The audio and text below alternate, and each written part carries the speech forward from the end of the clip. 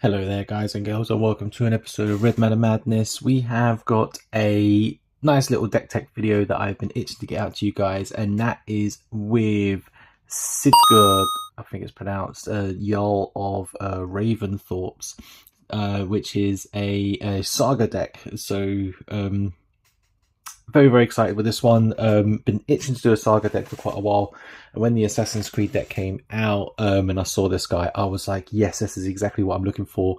Potentially a commander that can assist and help with keeping sagas on the battlefield for as long as possible, replaying effects and gaining abilities, from the chapters that they do, and then replaying those on your next turn thanks to the boast combat ability that the commander has. Coupled that with a couple of other cards that also allow you to remove or add counters. It doesn't specifically say what, so obviously a counter on a saga would be the target for that, to again further remove or to maybe add to move ahead a step or to replay certain steps. I think it's quite simplistic or quite straightforward in terms of the goal, and that is to reap the benefits from the sagas, create some big creatures. I think it's in terms of the win con itself, it's very straightforward. Make something big, kill things, remove things, add +1/+1 counters because that's the second ability from the commander, and then swinging wide and doing your thing with that. I have a few other little knickknacks with certain other characters, but we'll go through that as well. With some potential side win cons, maybe. I don't know, but we'll go through that. So yeah, obviously commander, 100 card deck, well, in the 99, and then you have your commander on top. So let's have a look at the commander. So Jarl here is vigilance, trample, and lifelink, which is quite nice. So lifelink, it's not too bad, giving you just that little bit of survivability, so to speak. But it's the boast ability we were interested in. So put a lore counter on a target saga you control or remove one. Predominantly, I find the strategy removing one is the more beneficial thing, because as the turns go by, when you hit the stage you want it to hit, then start activating this and then taking that counter off and then replaying that stage on your next turn. And then if you've got multiple sagas in place and then multiple ways of removing the counters, you could effectively have hopefully 3 or 4 sagas replaying their abilities, which is quite nice. And then it says here, whenever you put a lore counter on a saga you control, put a 1/1 counter on up to one other target creature. So the commander can't get bigger itself, but you can make some other creatures quite nicely big. Trying to figure out what would be the perfect creature for that with red, green and white. It's still maybe within its trial stages. I might need to change 1 or 2 thingies to put more of a dominant creature in here, like something that would be potentially much bigger, something with trample, something that has more of a threat. So we'll see how it goes. But lands, 36 lands, most of them all basics, but I have got a couple of other handy cards in here. The usual Command Tower, Path of Ancestry, Nesting Grounds. So this is one of those pieces, we'll go through that in a second. Khan's Bastion with a Proliferate as well. Trying to think anything else that's massive. Sheltering Landscape, a couple of dual lands, nothing special. I never really put anything massive here. Probably the most expensive one I think is the Spire Garden. But yeah, Terramorphic Landscape, just to help filter through and get those 3 colors, because it's a 3-color deck. But the Nesting Grounds, this is quite nice. So it taps for colorless, but you pay 1 mana, move a counter from target permanent you control onto another target permanent. So you could effectively remove a saga counter. You could put it on another saga counter to escalate it to a stage that you want it to go to, or you could just put that counter on a creature. It's not going to do anything because it's a saga counter, but it just removes that and allows you to replay certain stages again. And we'll go through those sagas as well, some nice sagas that are worth maybe repeating their stage to gain some serious benefits from. We'll go through the creatures. Yes, the 36 lands. Go through the creatures. We have 19 creatures, and plus a commander, that's 20. One's things like, the Harvest Hand here whenever you cast an enchantment, and luckily sagas are enchantment. We've got quite a few of those. You gain a life and draw a card. So a little bit of draw engine there. Historic spells. Sagas are historic. You get to create a treasure token. Triggers only once per turn, but yeah, I feel like this is a fairly handy thingy, especially with the 3 different colors. get your lands out, get some sagas out, create some treasure tokens. Like if you're playing Commander, you need to be creating treasures in in any way you can. At the beginning of your end step, if you gain life this turn, distribute up to that many 1/1 counters among any number target creatures. So this is a way, because there's a little bit of lifelink in this deck with the Commander, I thought I'd put maybe, with this gaining life, you have the Bounteous Dawn here with lifelink as well. With those few opportunities, potentially to maybe make something really, really big. If you're making 5 life in one turn, that's 5 1/1 counters. You can just put that, on something huge, especially your Commander. Vigilance, Trample, and lifelink. Put those 5/5 on there, and then make him huge. So that's not too bad. We've got another one from the Assassin's Creed set. Arbaz, I can't pronounce it very, very well, but whenever another non-token historic permanent, again sagas, enters the battlefield under your control, deals 1 damage to each opponent and gain 1 life. So it's not going to do massive damage, so to speak. I quite like the look of this commander. I like the idea of this creature potentially as a commander because he's 2 costs, and I've got a thing for that. But I thought I'd put him in this deck. There's a few opportunities to be playing some sagas. I think there's some legendary creatures which are also historic, and I think is it artifacts that are historic as well. So you could be pinging for a little bit of damage here and there. It could make the difference. I don't know, but I thought I'd put that in there. Havi the All-Father as well, another one from the Assassin's Creed. So I thought I'd keep with the theme a little bit as well. I like to do that when I make a deck. Like if I've got an Assassin's Creed commander, I want to try and put some Assassin's Creed creatures or maybe some other bits in here as well. And so this one has indestructible as long as there's 4 more historic cards in your graveyard. Potentially that could be the case with the sagas finishing and ending up in the graveyard. And then whenever Havi or another legendary creature you control dies, you may return a legendary creature with lesser mana from your graveyard to the battlefield tapped. A little bit of graveyard recursion. This one was a newest edition, First Strike, Vigilance and Haste. I thought with the non-creature spells, again being with the sagas, depending on what your speed is, reducing the mana cost a little bit on that. So if your speed is, I think if your max speed is at that 3 or 4, potentially you're paying like just 1 mana for a saga, which I think is really, really good. Potential for a mid-late game opportunity to try and really get out some sagas. So I thought it wasn't too bad. Kami of the Whispered Hopes with all the 1/1 counters going on there. It seems like a no-brainer to be adding that on there, and plus he's a bit of a mana dork as well, so I thought that'd be quite handy. More 1/1 counters going on, and then plus the opportunity to make enchantments cheaper, especially with the sagas. This one is just a little bit of ramp on here. That's just to add him on. Again with the counters, modified creatures you control have trample, so everything with a 1/1 counter also has trample, just to create that a little bit of pressure. Like if you are going to be making some big creatures and this is out, trample is hard to overcome. Again with the lifelink, and then when the constellation, so all the sagas you're playing, creating 2/2 creature tokens with flying, so that's not too bad. And then obviously making them big with the 1/1 counters. Card draw with the enchantment spells. When you play one, you draw. Again with the 1/1 counters, you get to put one on him as well, so that's not too bad. Get the feeling we will be having creature power 4 or greater, so tapping for 2 mana, not bad for a mana dork. And then again, an opportunity to create like a little bit of a board with the 0/1. So whenever you one or more 1/1 counters are put on this creature here with the Baskin Brood Scale, you get to create a 0/1 Eldrazi creature token. So you can sacrifice it to add mana.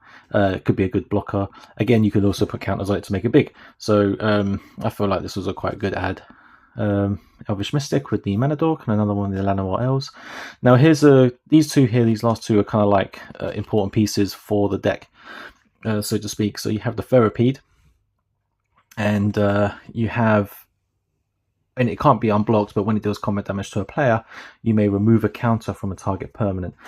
So yeah, you will be always targeting your sagas with this, removing those counters, replaying those stages on your after your upkeep on your next turn. So that's quite good, and it's unblockable as well. So again, putting those counters on with your commander triggers, with a few other opportunities as well, making this fairly big, and then giving it, obviously with unblockable is quite a threat. And then with the Living Law here, so you can tap her to put a counter on each saga you control. So this is a good way of just like resolving a couple. If you had like a couple of 3 or 4 sagas out, you've just done their stages, tap her, read, and then do the next stage straight away, which is quite good. And then what you could do then is with your commander, the Ferropede, and a few others, remove those counters, and then potentially replaying some of those stages, late stages of a saga on the next turn. So I feel like this is a really, really good add. Plus, you get to, you know, when this dies, return a saga or an enchantment to your hand as well, which I thought was pretty good. So those are the creatures. Could probably do a few others. There could be some others out there that would definitely benefit in this deck, but I quite like those at the moment. So enchantments, just the regular enchantments. We've got Annie joins up, so when it enters the battlefield, it deals 5 damage to target creature or planeswalker, and then if a triggered ability of a legendary creature you control triggers, it triggers an additional time. So a couple of legendaries in here, especially with a commander. You know, having those resolve is quite nice a second time. Ghostly Prison, this just helps like filter your opponents a little bit, slow them down with the attacking. I feel like this should go in most commander decks. If anything, I'm always seeing this, so I thought, yeah, I'll put that in there. Starfield of Nyx, turning your enchantments into creatures, and also replaying and having some graveyard recursion with your sagas there as well. Hardened Scales is a no-brainer if you're doing 1/1s, +1/+1 counters, sorry. Having that go on, putting additional ones on is always really, really good.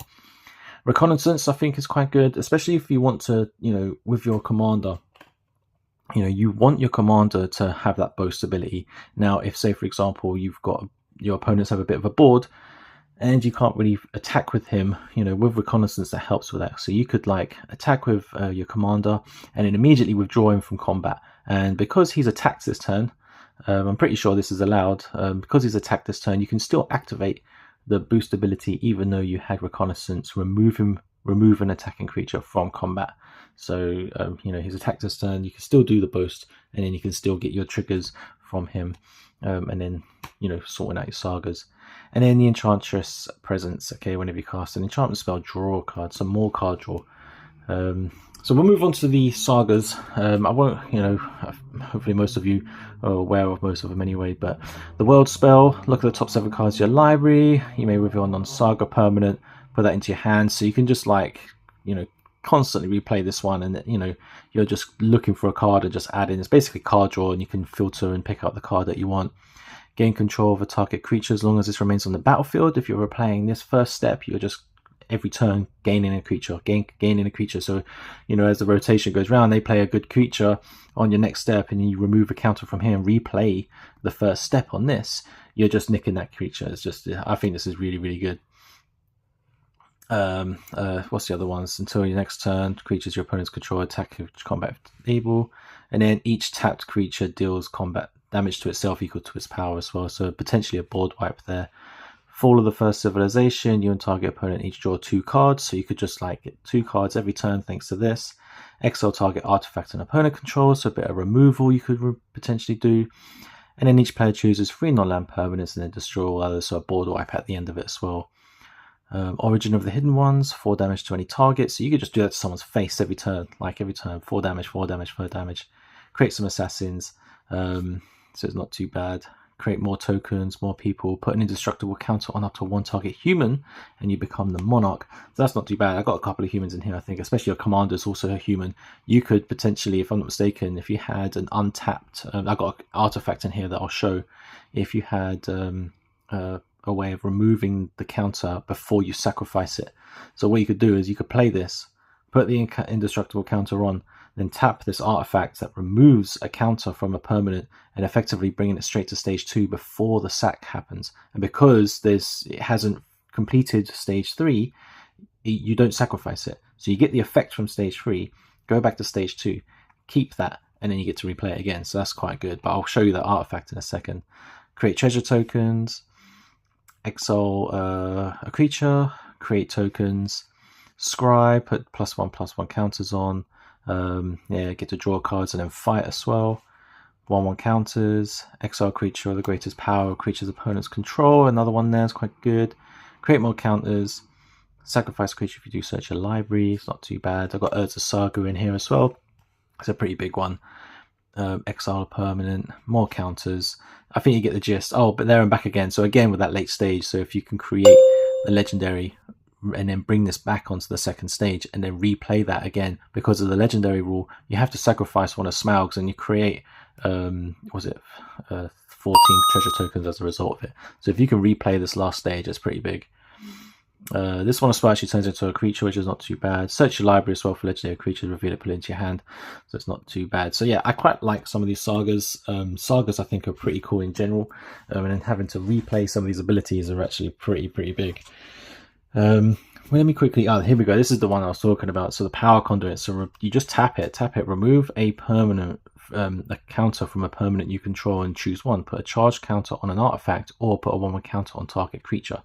So you can, effectively hit stage 3, and then, before this fully resolves, so this, you still have to do the trigger from the stage 3 of the saga, but before this resolves and you sacrifice it, you tap the power conduit, removing a counter, putting it back onto stage 1, and this keeps this alive. And that's how you replay some of these stages in this deck, which I think is freaking crazy. I think it's really cool. But yeah, going through the other artifacts, we've got, the usual mana rocks. Excalibur, this is in here because of all the historic value, so it costs 12, but mana of all your historics that you have will hopefully reduce this, and it gets like +10, +0, and has vigilance. So imagine putting that on your commander with its lifelink. So I thought that was quite good.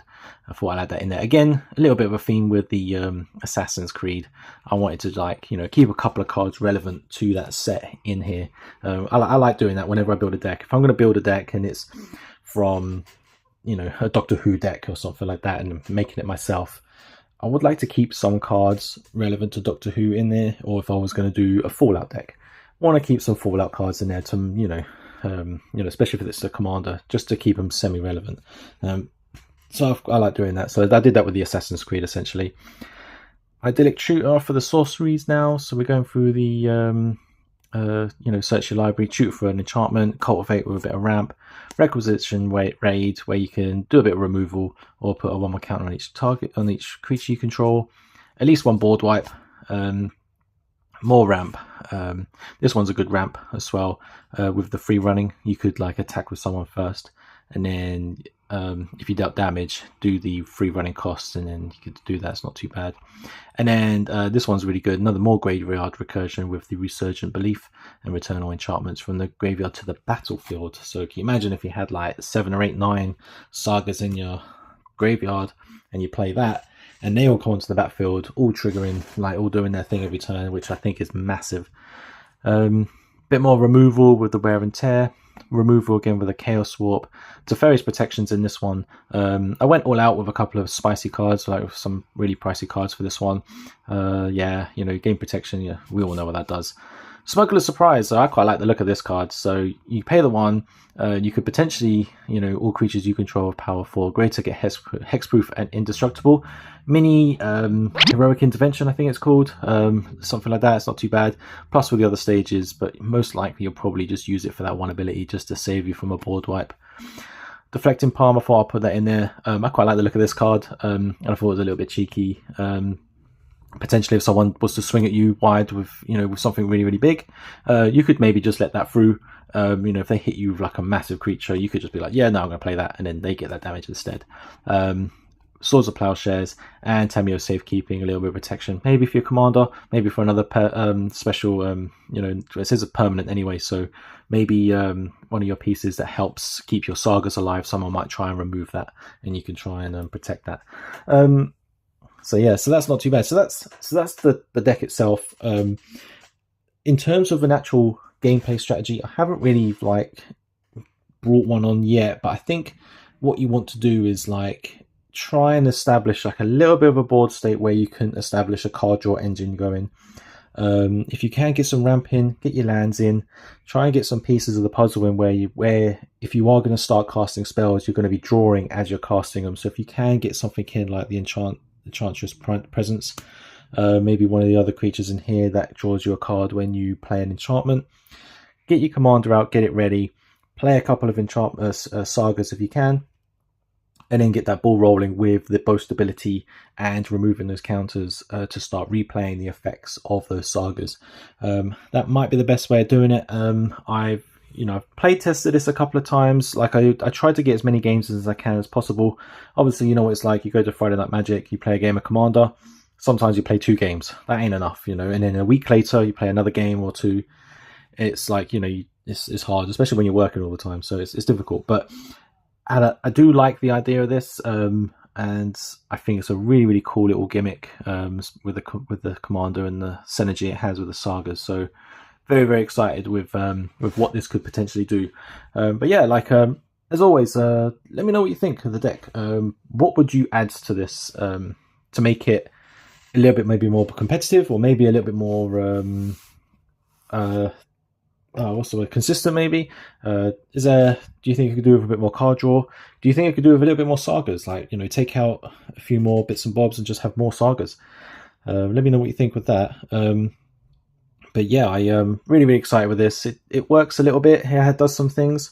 I think in the gameplays that I've done, you know, my opponents had way more powerful decks than me, and I'm just testing something new for the first time. So it didn't do in the playtesting. It hasn't done great. Like, it's not winning me games, but it's kind of doing its thing. So I think what this needs is just a couple of upgrades, maybe a couple of card changes, just to get that puzzle complete a little bit more, if you know what I'm saying. But yeah, gonna leave it there. 21 minutes chatting my ass, chatting your ears off and whatnot.